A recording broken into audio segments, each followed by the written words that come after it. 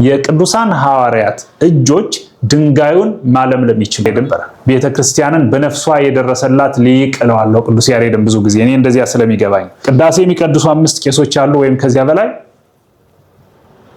ቆራቢ ግን አንድ መቅደም አለበት። ከመክፈልት በፊት ከጸበል በፊት ከምንባርከበት መስቀል ከምንባርከውም ቡራኬ በፊት ትምህርት መቅደም አለበት። ያለው ቤተክርስቲያን በቂ ነው ያምናሉ። አሁን እየተፈጠረ ያለ በዚያም በዚህም ችግር የሚባል በሙሉ የመጣው ዕውቀት ከማነስ የተነሳ ነው ያምናሉ። አሁን በቀጣይ በሩቅ ባልሆነ ጊዜ ወደ ቢሊየን የሚጠጋ ገንዘብ የወጣባቸው አብያተ መቃድሶች ይገነባሉ የሚል ግምት አለ። ስለዚህ ቤተክርስቲያን የሚሰራ አልጠፋም። መጀመሪያ ስላልሰራ ነው። ያልተሰራ ሊሰራ አይችልም።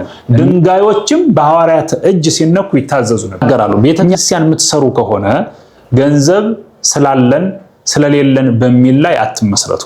ስራውን እግዚአብሔር ይሰራል ብላችሁ አምናችሁ ጀምሩ ሲሉ ሰማቸዋለሁ። ህንፃ ከሚባል ቤተክርስቲያን ወደሚባል ማዕረግ መጥቶ አገልግሎት እንዲሰጥበት ይደረጋል። ቤተክርስቲያን የተወለደችው በዕለተ ጰራቅሊጦስ ነው።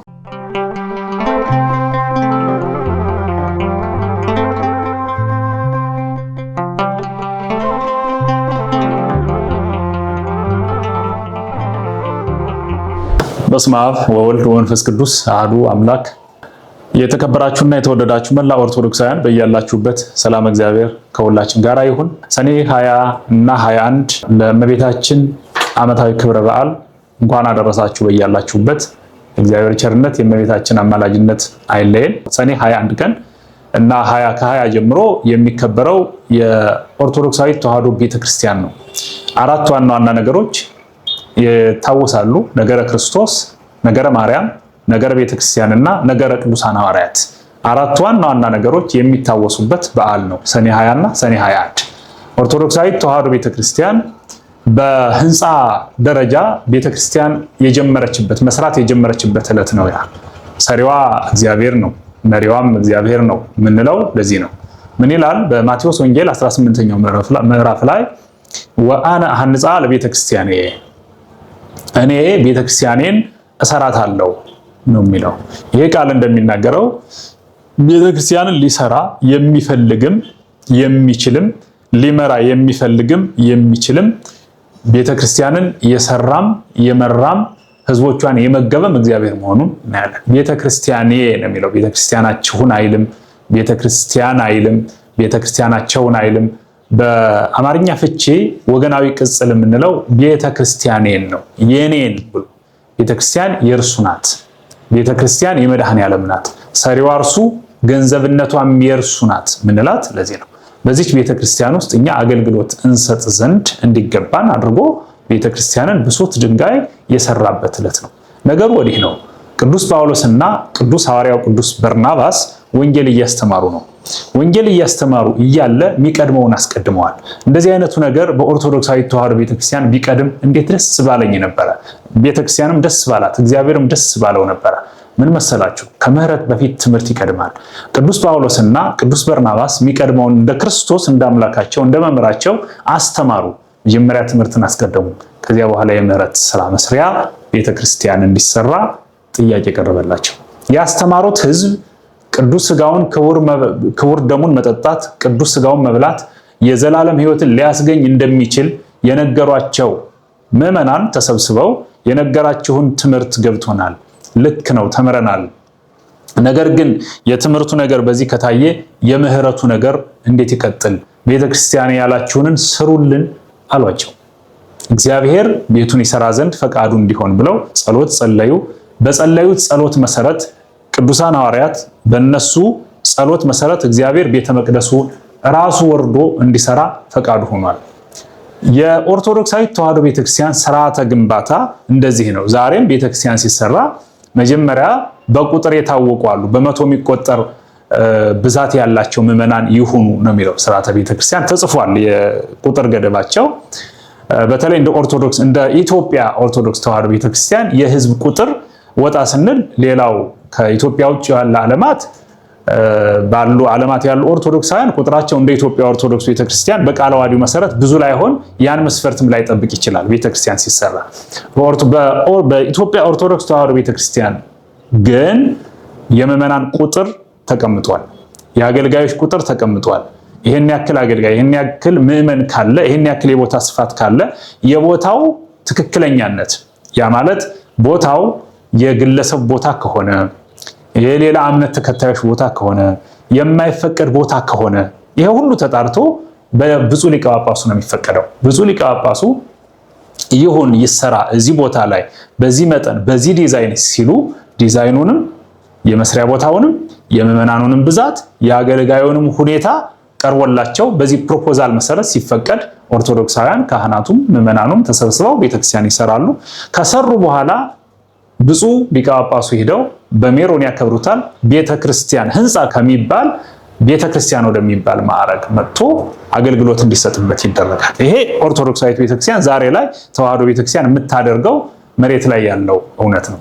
መነሻዋ የዛሬዋ ቤተክርስቲያን ያኔ ነው። ፊልጵስዩስ በምትባል ስፍራ ላይ እግዚአብሔር ፈቅዶ ቤተክርስቲያን እንዲሰራ ሆኗል። መሰረቱ ራሱ ነው። ወመሰረቱሰ ለሊሁ ኢየሱስ ክርስቶስ ነው የሚለው። መሰረቱ የቤተክርስቲያን መሰረት እርሱ ነው። በእርሱ መሰረትነት ይቺ ቤተክርስቲያን መሰራት ነበረባት። ከዚህ በኋላ እንድትሰራ ሲፈቅድ የመስሪያ ገንዘብ የመስሪያ ማቴሪያል ግን የለም። በጎ ሐሳብ ነው ምዕመናኑ የነበራቸው እንጂ ገንዘብ አልነበራቸውም። እርግጥ ነው ገንዘብ እንፈልጋለን አልተባሉ ቢባሉ ያላቸውን አውጣው ሊሰሩ ይችሉ ነበር። የመጀመሪያው ጥያቄያቸው ግን ቤተክርስቲያን ይኑርልን ነው። ቤተክርስቲያን የምትሰራው ብዙ ጊዜ ሰማቸዋለሁ። ብፁዕ አቡነ አብርሃም የባህር ዳር እና የሰሜን ጎጃም አህጉረ ስብከት ሊቀ ጳጳስ የቅዱስ ሲኖዶስ አባል ይናገራሉ። ቤተክርስቲያን የምትሰሩ ከሆነ ገንዘብ ስላለን ስለሌለን በሚል ላይ አትመስረቱ። ስራውን እግዚአብሔር ይሰራል ብላችሁ አምናችሁ ጀምሩ ሲሉ ሰማቸዋለሁ። ይሄ ማለት ያለ ቅድ ተመሩ ማለትን አያካትትም። እግዚአብሔር ነው ቤተክርስቲያንን የሚሰራት ለማለት ነው። ለዚህም ነው ብዙ አብያተ መቃደሶች፣ ብዙ ካቴድራሎች፣ ብዙ የቤተክርስቲያን የሆኑ ግንባታዎች ሁሉ ማህባልቦ ይጀመራሉ። ሩቅ ባልሆነ ጊዜ ተጠናቀው በተአምር በአሰራር ሳይሆን በተአምር የተጠናቀቁ እስኪመስሉ ድረስ የሚታዩት ለዚያ ነው። ቤቱን እግዚአብሔር ይሰራል ለማለት ያክል ነው። ቤቱን የሚሰራ እግዚአብሔር ነው በልጆቹ አድሮ ለማለት ያክል ነው። ስለዚህ ጥያቄው ሲቀርብላቸው እሺ ያሉ የሚሰሩበት ቦታ እንጂ የሚሰሩበት ፈቃድ እንጂ የሚሰሩበት ገንዘብ ግን አልነበራቸው። ስላልነበራቸው ስላላቸው ብቻ ሳይሆን መድኃኔዓለም ቤቱን እንደሚሰራ ለማሳየት 3 ድንጋዮች እዚህ አካባቢ የነበሩ 3 ድንጋዮችን እንዲያቀርቡ እነ ቅዱስ ጴጥሮስ ታዘዙ። እነ ቅዱስ ጴጥሮስ 3 ድንጋዮችን ካቀረቡ በኋላ የቅዱሳን ሐዋርያት እጆች ድንጋዩን ማለምለም ይችሉ ነበር። የቅዱሳን ሐዋርያት እጆች ያረፉባቸው ድንጋዮች ግንበኛው ሲመታው ድንጋዩን እየተፈረካከሰ ለግንባታ እንደሚውለው ብቻ አይደለም። ከዚያ ለየት ባለ መንገድ 3 ድንጋዮች 3 ክፍል ላላት ቤተ መቅደስ የግንባታ አገልግሎት መስጠት ችለዋል። ማቴሪያሉም ሰሪውም ሁሉም ነገር ተከናውኗል በፈቃደ እግዚአብሔር ማለት ነው። ቅዱሳን ሐዋርያት የሚችሉትን ድንጋይ ማቅረብ ቦታ መስጠት ነበር ድርሻቸው። የእግዚአብሔር የቸርነቱን ስራ እየሰራ ነው። ቅዱሳን ሐዋርያትም ስራቸውን እየሰሩ ነው። ድንጋዮችም በሐዋርያት እጅ ሲነኩ ይታዘዙ ነበር። እኛ ድንጋይ ብንነካ በእጃችን ብንነካ ሊቆርጠን ይችላል የሾለ ድንጋይ እንጂ ምንም ሊሆን አይችልም። እምነት ያላቸው ሰዎች እጆች ድንጋይ ሲነኩ ድንጋይ ይታዘዛል። እምነት ያላቸው ሰዎች እጆች ሕሙማን ላይ ካረፉ ይፈውሳሉ። እምነት ያላቸው ሰዎች በእጆቻቸው የሞተ ከነኩ ይነሳሉ። የነ ቶማስ ዘህንደኬ የአካል ክፋይ የሞተ ሲያስነሳ አይተናልና የእምነት ያላቸው ሰዎች እጆች ተመሳቅለው ሲባርኩ ሀገር ይባረካል። የሙሴ እጅ በሆርና በአሮን እየተደገፈ ትውልድን ይባርክ ስለነበረ የተባረኩ ሰዎች እጆች ከፍ ሲሉ ይባርካሉ፣ ዝቅ ሲሉ በረከት ይቀራል። የባራኪው የሙሴ እጅ እንዳይዝል እንዳይደክም በረከትም ለትውልዱ እንዳይቀርበት ሆርና አሮን እየደገፉ ባራኪው እጅ ቀና ብሎ ይውል ነበር እና በኦርቶዶክሳዊት ተዋህዶ ቤተክርስቲያን ግንባታ ሂደት ውስጥ የመድኃኔዓለም ፈቃድ በዚህ ልክ አለ የሚለውን እናያለን። በፊልጵስዩስ ላይ ለመጀመሪያ ጊዜ እንድትገነባ የተፈቀደው በ3 ድንጋይ በ3 ክፍል ነው። ቅድስት መቅደስ ቅኔ ማህሌት የምንለው ማለት ነው። አብያተ ክርስቲያናት ሲገነቡ የተለያዩ ዲዛይኖች አሉ። ዛሬ ላይ መሬት ላይ ያሉ ህንፃ ቤተክርስቲያን ስንመለከት መስቀለኛ ዲዛይን ያላቸው አሉ። ዋሻ የሆኑ እንደ ፍልፍል አብያተ መቅደሶች አሉ። እንደዚህ ሰርክል የሆኑ ደግሞ ክብ ማለት ነው። እንደዚህ አይነት ዲዛይኖች አሉ። ያን ጊዜ የተገነባቸው ቤተክርስቲያን ዲዛይኗ ክብ ዲዛይን ነው። ዲዛይነሩ መድኃኔዓለም ነው። ዲዛይኑ የእርሱ ነው። ማቴሪያሉ የእርሱ ነው። ሰሪዎቹ የእርሱ ናቸው። የሥራ ፈቃዱ የርሱ ነው። ሁሉም የርሱ ሆኖ ቤተክርስቲያን ሰባኪ። አዎ ቤተክርስቲያን የርሱ ናት ስንል ለዚያ ነው።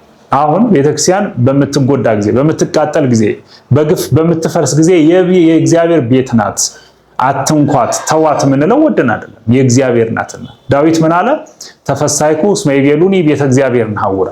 ወደ እግዚአብሔር ቤት እንሂድ ባሉኝ ጊዜ ደስ አለኝ ይላል። የእግዚአብሔርን ቤት ዳዊት ቤተክርስቲያንን በብሉይ ኪዳን የእግዚአብሔር ቤት ብሎ ይገልጻት ነበረ። ቤተ መቅደስም ትባል ነበረ፣ ቤተ ምኩራብም ትባል ነበረ። አሁን ወደ ትክክለኛ ወደ አማናዊ ቤተክርስቲያን ስንመጣ ቤተክርስቲያን በሶስት ነው የሚከፈለው። በነገራችን ላይ አንድ ኦርቶዶክሳዊ ሰው ቤተክርስቲያን ይባላል። ጉባኤ ምዕመናን ደግሞ ቤተክርስቲያን ይባላል። ከዚያ አለፍ ስንል ህንፃ ቤተክርስቲያኑ ቤተክርስቲያን ይባላል። መጀመሪያ ሁለቱ ተሰርተዋል። ቅዱስ ጳውሎስ፣ ቅዱስ በርናባስ እነዚህ ክርስቲያን ሆነዋል። መጀመሪያ ቤተክርስቲያን ሆነዋል። ከዚያ በኋላ የሰበሰቡት ህዝብ ቤተክርስቲያን ሆነ። በሶስተኛ ደረጃ ህንፃ ቤተክርስቲያን ሰሩ ማለት ነው። መሰራት ያለበት በኦርቶዶክሳዊ ተዋሕዶ ቤተክርስቲያን ስርዓተ አምልኮ በተለይ በዚህ ዘመን መሰራት ያለበት መጀመሪያ አንደኛውና ሁለተኛው ላይ የተሰበሰበ ህዝብ ከተማረ በኋላ ምን ተንግበር ሲል ቁረቡ ብላችሁናል እንቁረብ ግን ቤተክርስቲያን የለም ሲለን ነው ቤተክርስቲያን መሰራት ያለበት። ቤተክርስቲያን በተለይ በከተሞች አካባቢ በየፌርማታው መስራት የተለመደ ሆኗል። ይሄ በመቀዳደም ደረጃ ልክ ነው ብዬ አላምንም። በግሌ በመቀዳደም ደረጃ መጀመሪያ ማስተማር አለብን። መጀመሪያ ማህበረሰቡ ቤተክርስቲያን ሊሰራ የሚችለው ለምን እንደሆነ ማወቅ አለበት። ለዚህ እኮ ነው በብዙ ሰፋፊ አብያተ መቃደሶች የሚሰሩ ምዕመናን ግን አይታዩም። በአውደ ምሕረቱ እናያቸዋለን፣ እንባርካቸዋለን፣ ቀድሰን ግን የምናቆርበው ምዕመን በጣም ትንሽ ነው።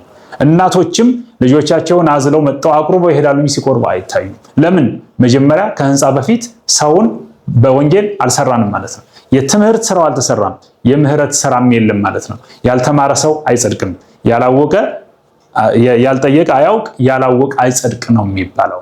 ማወቅ ባለበት ልክ ያወቀ ማህበረሰብ የቤተ ክርስቲያን ግንባታ ይሰራልን ጥያቄ ይዞ ሲመጣ በጣም ጥሩ ነው። አሁን መስፈርቱ ለምሳሌ በመቶ የሚቆጠሩ ምዕመናን 500 ምዕመናን መሆን ካለባቸው 500 ከዚያም ተለቃቅሞ በቁጥር ሊመላ ይችላል። ወንጌል ተምሯል ወይ?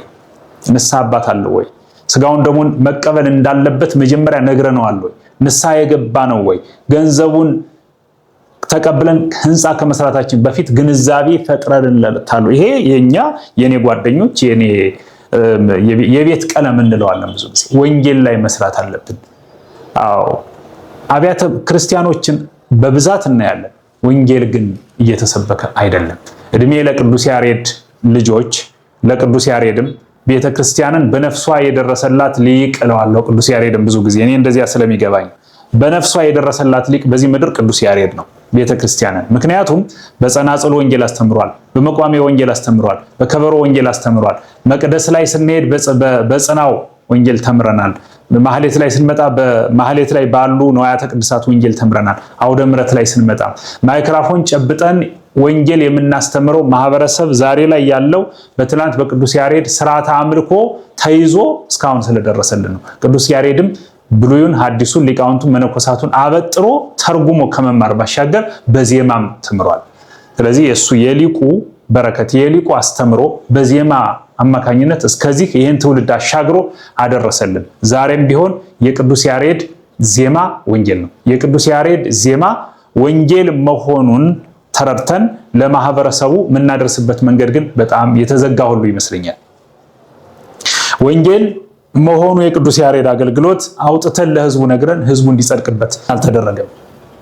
መቋሚያ ሊቁ ይዞ ሲዘምበት ያደረ መቋሚያ ይሄ እኮ ነው ስዘመው ያደርኩ ዝማሜ ይሄ ነው፣ መዝሙሩ ይሄ ነው፣ ስዘምርበት ያደርኩ ስርዓት ይሄ ነው፣ ከበሮ ሲመታ ይሄ ነው፣ የከበሮ ትርጉም ይሄ ነው፣ የጸናጽሉ ትርጉም ይሄ ነው፣ የመቋሚያው ትርጉም ይሄ ነው፣ ስሄድ ስመጣ ስቀመጥ ስነሳ ሳሸበሽብ እኮ ይሄን ነው የምሰብከው፣ ነገረ ክርስቶስን ነው መከራ ክርስቶስን ነው ብሎ ማህሌት ያደረው ሊቅ ወጥቶ ምዕመኑን ማስተማር መቻል አለበት። ወይም ደግሞ አውደ ምሕረት ላይ የሚሰብከው ሰባኪ የማህሌቱ እንቅስቃሴ ወንጌል መሆኑን መስበክ መቻል አለበት። ያንን ያወቀ ምዕመን መፈጠር አለበት ነው። ምዕመናን አዋቂ አይደሉም ብዬ ለመዝለፍ አይደለም። ማወቅ ያለባችሁን እንድታውቁ ግን እኛ አገልጋዮች እያገለገልን አይደለም። የቤተ ክርስቲያኒቱም ስርዓተ አምልኮ ወንጌልን ወይም ደግሞ ለህዝቡ መድረስ ያለበትን ነገር መሰረት ያደረገ ያስቀደመ አይደለም። ሌላውን ያስከተለ አይደለም። ቆራቢ የለም፣ አቁራቢ ካህናት ግን አሉ፣ ተቀጥረው የሚሰሩ 50 60 100 ቀዳሾች አሉ። ቆራቢያን ግን በቀዳሹ ልክ እንኳን በዘወትር እኮ ኦርቶዶክሳዊ ተዋሕዶ ቤተክርስቲያን ውስጥ ገብቶ ማየት ይቻላል።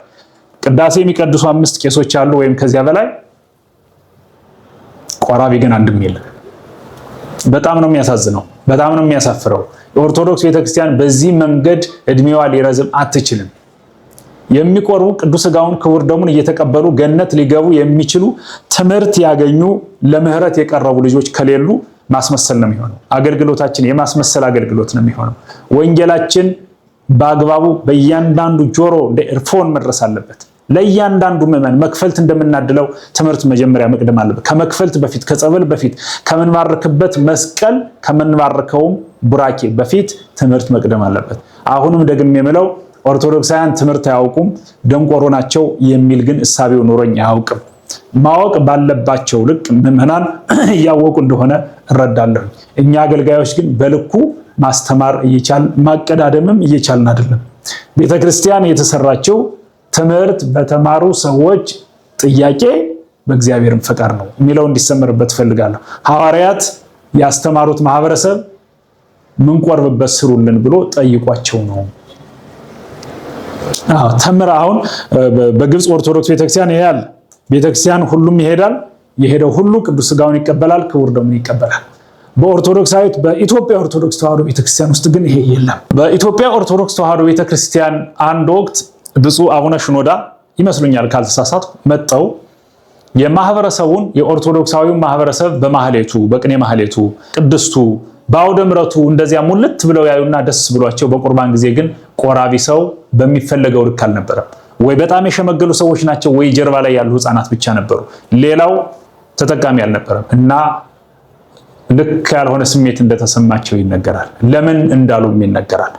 አዎ ቤተክርስቲያን መሰራት ያለበት የሚቆርቡ ሰዎች ካሉ ብቻ ነው። የሚቆርብ ሰው ከሌለ ቤተክርስቲያን መሰራት የለባትም። ያለው ቤተክርስቲያን በቂ ነው እያምናለሁ። አሁን እኔ በእኔ እምነት ምን ትላለህ ብባል ሰዎች ቢጠይቁኝ ከዚህ በኋላ ክህነት ባለበት መቆም አለበት። ዲቁና የሚሾም ሰው መኖር የለበትም። ክህነት የሚሾም ሰው የለበትም። የሚመነኩስ ሰው መኖር የለበትም። ሊቀ ጳጳስ መሾም የለበትም ብዬ አምናለሁ። ቤተክርስቲያንም መሰራት የለባትም ብዬ አምናለሁ። ለምን? አሁን ያለው መጀመሪያ የጥራቱ ጉዳይ ተስተካክሎ ከዚያ በኋላ ነው መቀጠል ያለበት ብዬ አምናለሁ። በብዛት መጽደቅ የለም በጥራት እንጂ፣ በመግበስበስ መጽደቅ የለም ንጹህ በመሆን እንጂ፣ በመቀደስ እንጂ። ስለዚህ ቤተክርስቲያን ቀዳሾች ብቻ ገብተው የሚያስቀድሱና የሚቆርቡ እስከሌሉ ድረስ ምን ጥቅም ትሰጣለች ነው። አዎ ኦርቶዶክሳዊት ተዋሕዶ ቤተክርስቲያን ዓላማዋን እንድታሳካ ግብ ላይ እንድትደርስ እያደረግንም አይደለም ብለን እናምናለን ብዬ አምናለሁ እኔ። ስለዚህ ምን ይሁን ከተባለ መፍትሄው መጀመሪያ እናስተምር። በተለይ ወደ ገጠራማው ወደ የዞኑ አካባቢ ስንሄድ የወንጌል እጥረት በጣም ያሳዝናል። ወደ አንዳንድ የተሻሉ የሚባሉ ከተሞች ስንሄድ የሰባኪያን ወንጌል ክምችት በጣም የሚገርም ነው። መስራት ባለባቸው ልክ ካሪኩለም ተቀርጾ በ24 ሰዓት ውስጥ አንድ ሰባኪ ምን ስራ መስራት አለበት በሚል ስነ ስርዓት ውስጥም የተካተቱ አይደሉም። ይሄን የምናገረው የዘርፉም ሰው ስለሆንኩ የሙያውም ሰው ስለሆንኩ ስለማውቅም ነው። አንድ ሰባኪ ወንጌል በ24 ሰዓት ውስጥ ምን ሰራ ምን ትሰራለህ ተብሎ በሚጠየቅበት ሁናቴ አይደለም። መንፈሳውያን ኮሌጆች፣ የአብነት ትምህርት ቤቶች እጅግ በገፍ እያስመረቁ ነው። በጣም ደስ ይላል። እውነት ለመናገር ሐዋርያት እየበዙልን ነው በቁጥር። እነዚያ ሐዋርያት ደቀ መዛሙርት በአግባቡ አውደ ምሕረቱ እየተሰጣቸው ነው ወይ? የሚሰሩት ስራስ ተለይቶ ተቆጥሮ ከማህሌቱ ከቅዳሴው ከአስተዳደሩ ከጽህፈት ቤቱ ከአብነት ከሁሉም ከህዝቡ ተለይቶ 1 2 3 ተብሎ ይሰጣቸዋል ወይ? በፍጹም። አንድ ደብዳቤ ብቻ ከዚህ ደብር ሰባኪ ነህ ይባላል። ከዚያ በኋላ የሚሰራው ስራ ተለይቶ አይሰጠው። ያ ጫና ስለፈጠረብን አብዛኞቻችን ሰባኪያን በግል ጥረት ካልሆነ በስተቀር በተቋማዊ አቅጣጫ ሰጭነት አገልግሎት እየሰጠን አይደለም። ይሄ ደግሞ ምን ያመጣል ማለት ነው? የነፍስ ኪሳራ ያመጣል፣ ማህበረሰባዊ ኪሳራ ያመጣል፣ ህዝባዊ ኪሳራ ያመጣል። አሁን እየተፈጠረ ያለ በዚያም በዚህም ችግር የሚባል በሙሉ የመጣው ዕውቀት ከማነስ የተነሳ ነው ብዬ አምናለሁ። ስለዚህ ወቀሳና ከሰሳም ሳይሆን መልእክቴ ምንድነው? ትምህርት ይቀድማል፣ ምህረት ይቀጥላል። ትምህርት የተማሩ ምህረት የሚፈልጉ ቅዱሳን ሐዋርያት ቤተክርስቲያን እንዲሰራላቸው ጠየቁ። እግዚአብሔር ፈቀደ። ሐዋርያት ተባበሩ፣ ድንጋዮችም ታዘዙ። ቤተ መቅደስ ተሰራ። በ20 ይሄ ሁሉ ሆነ። በ20 ግንባታው ተጠናቀቀ። በ21 ስርዓተ ቅዳሴው ተጠናቆ በመድኃኔ ዓለም ቸርነት ቤተ መቅደሱ በእመቤታችን ስም በእመቤታችን መታሰቢያነት ተሰራ ማለት ነው። በነገራችን ላይ ቤተክርስቲያን የሚሰራው በደመ ክርስቶስ ነው። ቤተክርስቲያን የክርስቶስ ናት። የመታሰቢያነቱ ነው። መታሰቢያነቱ ለእመቤታችን። ለምሳሌ ይሄ ቤተክርስቲያን የቅዱስ ሚካኤል ቤተክርስቲያን ነው ስንል በተለምዶ ነው እንጂ ቤተክርስቲያን የክርስቶስ ናት። የቅዱስ ሚካኤል ግን መታሰቢያ ናት። በቅድስት አርሴማ፣ በቅዱስ ሚካኤል፣ በቅዱስ ገብርኤል በአንዱ ቅዱስ በአንዱ መልአክ መታሰቢያነት ቤተክርስቲያን በክርስቶስ ስም ትገነባለች። ምን በላው የቅዱስ ሚካኤልን ስጋ አይደለም። ምን በላው የቅዱስ ገብርኤልን ስጋ የላቸውም። ሲጀመረው የቅዱስ ጊዮርጊስን ስጋ አይደለም። ስጋ ቢኖረው ምን በላው የመድኃኔ ዓለምን ስጋ ነው። ምን ጠጣው የመድኃኔ ዓለምን ደም ነው። ምን ጠመቅ በደመ ክርስቶስ በማየገቦ ነው። ከክርስቶስ ጎን በፈሰሰው በማየገቦ ነው። ምን ባረከው በደመ ክርስቶስ በከበረ በቅዱስ መስቀል ነው። የክርስቶስ ናት ቤተክርስቲያን። የአምላክ ሙሽራ ነች። ቅዱሳን መላእክትና ሌሎቹ ቅዱሳን በመታሰቢያነት ስማቸው ይጠራል ማለት ነው። እንግዲህ ጠቅለል ባለ መንገድ ሰኔ 20 እና 21ን ኦርቶዶክሳዊት ተዋሕዶ ቤተክርስቲያን ነገረ ቅድም እንዳልኩት አራቱን ነገሮች በማስታወስ በክብረ በዓል ታከብራለች። ነገረ ክርስቶስን፣ ነገረ ማርያምን፣ ነገረ ቤተክርስቲያን፣ ነገረ ሐዋርያት ወይም ነገረ ቅዱሳንን ብለን ማለት ነው።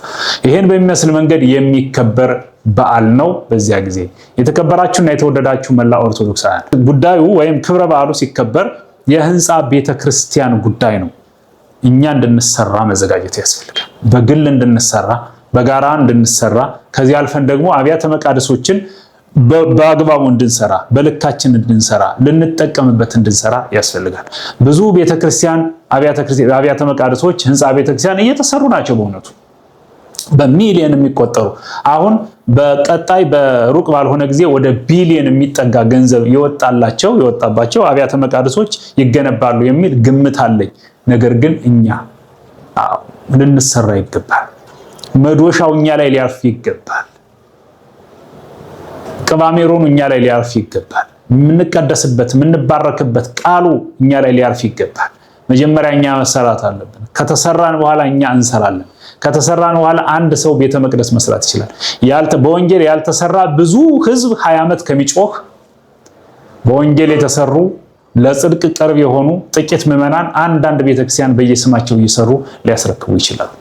አስታውሳለሁ ባህር ዳር ከተማ ውስጥ አሁንም ያለችው ቤተክርስቲያን የደብረ ጽዮን ሰላም አርጊው ቅድስት ማርያም ቤተክርስቲያን የተሰራችው በአንድ ደግ አባት ብቻ እንደሆነ ይነገራል። ታሪክ እንደዚህ ያስታውሳል። ስለዚህ ቤተክርስቲያን የሚሰራ አልጠፋም። መጀመሪያ ስላልሰራ ነው። ያልተሰራ ሊሰራ አይችልም። እንስራ፣ እኛ አገልጋዮች እንስራቸው። ምዕመናንን አይምሯቸው እንድረስላቸው። በብዙ ጥያቄ ውስጥ ነው ያሉት፣ በብዙ ችግር ውስጥ ነው ያሉት። ብዙ ያልተሰራ ነገር አላቸው። አይምሯቸው ውስጥ ብዙ ጥያቄ አላቸው። ያልተመለሰ ሊመለስ ይችላል። እንዴ ሁሉ ያሉት ሳይመለስላቸው ብዙ ጊዜ ከመቆየቱ የተነሳ ሊመለስ ይችላል። ይሄ ነገር ያሉት በጣም ብዙ ልንሰራላቸው የሚገባ ነገር አለ። መስቀሉን ይዘን ወንጌሉን ይዘን ሃይማኖቱን ይዘን ወደ ያለንበት ደርሰን እንስራው። አይምሯችን የሥላሴ የሰራውን ሰው 2 ጊዜ ይሰራል ይባላል። መጀመሪያው ሥላሴ ነው። ከዚያ በኋላ መምህራን የሚሰሩት ክፍል አለ ደግሞ። ስለዚህ የመምህራን ስራ ከእግዚአብሔር ተቀብሎ እንደገና መስራት ነው ይባላል። መምህራን አይምሯዊ ስራ ይሰራሉ።